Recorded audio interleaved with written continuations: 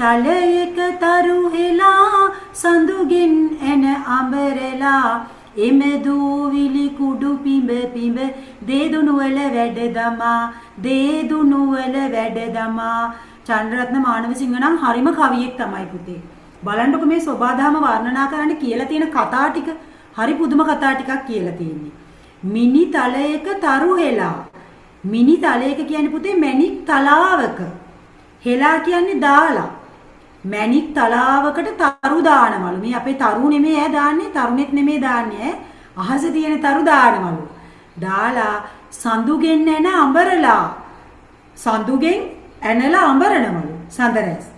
අඹරලා එම දූවිලි කුඩු පිඹ පිඹ. ඒ ඇඹරුවට පස්සේ දූවිලි කුඩු කුඩු එනවනේ. ඒ කුඩු වලට පිඹලා දේදුණු වල වැඩ දමා. දේදුණු වැඩ දානවලු ලස්සනට. ඔය තියෙන දේදුණක් රූපේ.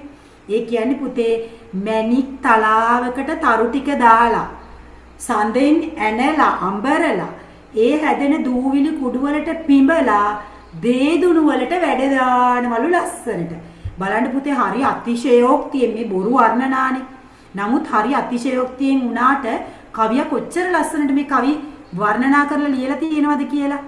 ආලියා ගන්න පුතේ මිනි තලයක මැණික් තලාවක හෙලා දමා වචන දෙකයි.